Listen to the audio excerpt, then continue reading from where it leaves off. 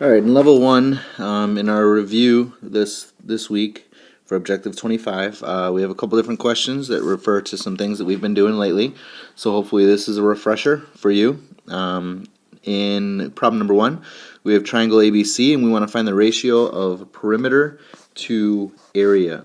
So what we're going to do is we're going to end up creating a fraction where we're going to have the perimeter on top and the area on the bottom, and eventually we'll want to reduce that fraction. Sometimes, again, we put ratio as P to A, kind of like that as well. Either way, you'll be in good shape.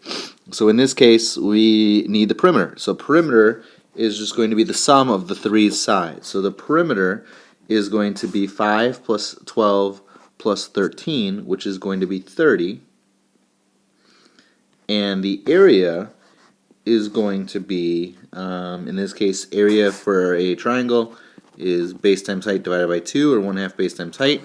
Keeping in mind the base and the height are always perpendicular to one another, so they have the right angle between them.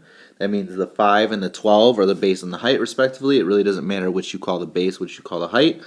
And if you multiply 5 times 12, you get 60, divided by 2 is 30. And so you get a ratio of 30 to 30, but again, we know we need to reduce. 30 over 30 reduces to 1 over 1. So there's your ratio there. And if you wanted to write it like this, you could write it 1 to 1. Either way, basically what this is saying is that the perimeter is exactly the same as the area. In problem number 2, we're going to set up some ratios as well, some proportions.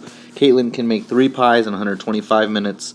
How many pies can she make in 6.25 hours?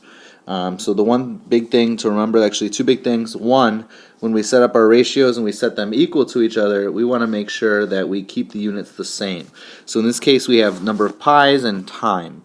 So I'm going to keep the pies on top and time on the bottom. Now, as you look at time, you notice that there's minutes here and there's hours.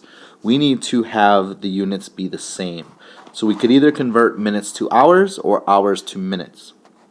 I always think it's easier to convert hours to minutes. So what I'm going to do is I'm going to take 6.25 hours and I'm going to convert that to minutes.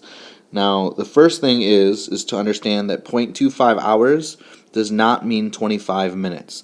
0.25 hours, if we take 0.25 of 60, meaning there's 60 minutes in an hour, we end up getting 15 minutes. So the 0.25 hours really means 15 minutes.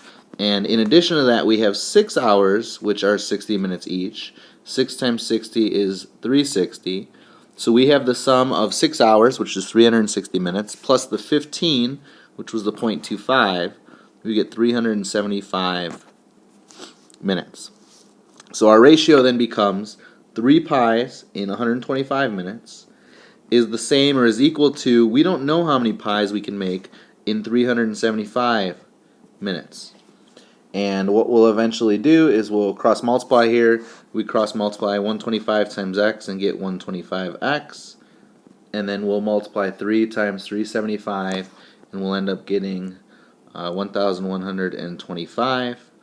And then if we were to divide by 1,125 divided by 125, you would end up getting that x, meaning the number of pies, is going to equal 9. So we can make 9 pies in 6.25 hours, where we can only make 3 in 125 minutes. Makes sense. 125 minutes is right about 2 hours, so it makes sense that it's going to be about triple.